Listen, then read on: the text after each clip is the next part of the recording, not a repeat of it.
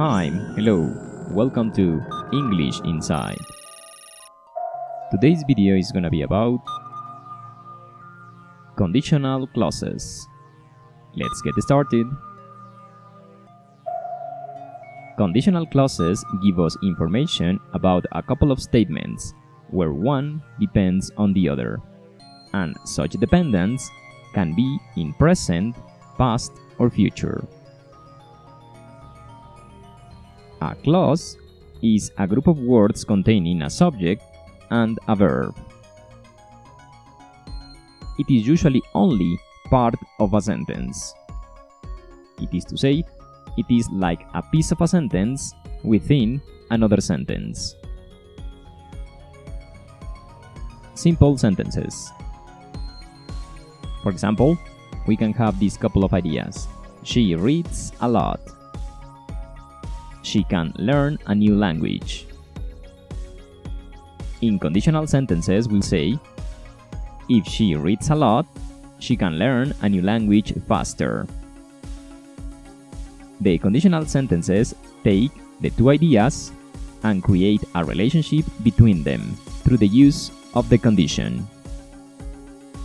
And we end up with a sentence with two elements: the condition and the consequence. The conditionals can have the following structure.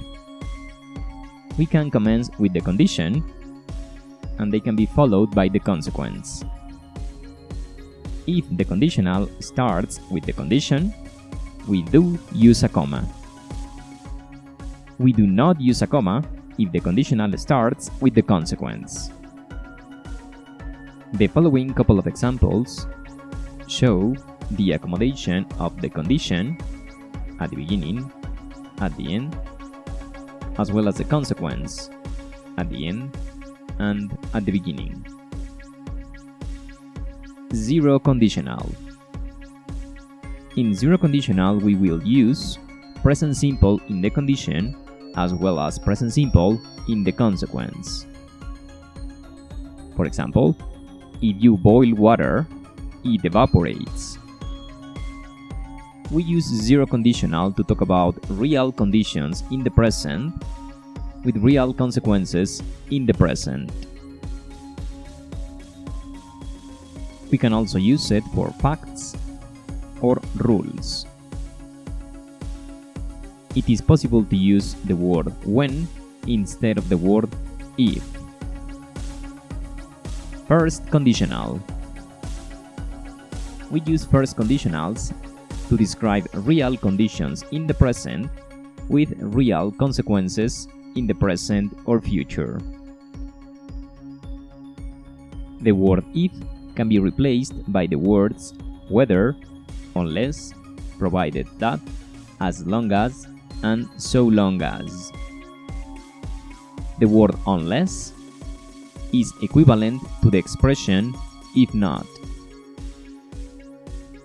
In first conditional, we use present simple in the condition, present continuous, or present perfect continuous. In the consequence, we can use a variety of modals, for example, will, can, may, might, should, ought to, or have to. It is also possible to use imperatives. For example, if you study harder, you will pass your test. If you are working, you can't attend the party. If you have finished, you may leave earlier. If you arrive earlier, call me. The word unless is equivalent to the expression if not. For example, if you don't study, you won't pass your test. The words if and the auxiliary negative transform into unless. The rest of the sentence remains the same. In other words, the word unless creates negative sentences, or in this case, negative conditions. We use second conditionals to describe unreal or hypothetical situations in the present with unreal or hypothetical consequences in the present or future. We can also use it to give advice. It is possible to use the words imagine or suppose instead of the word if in the condition. In second conditionals, we use unreal present in the condition. It is done by conjugating the verb in simple past. In the consequence, we use the modals could or would. For example, if you did exercise, you would be healthier. If you were rich, you could buy a big house. Imagine you had a car. You would get on time. If I were you, I wouldn't do that. Notice that in second conditionals, we always use the plural for the verb to be. This is because it is unreal present. Third conditional.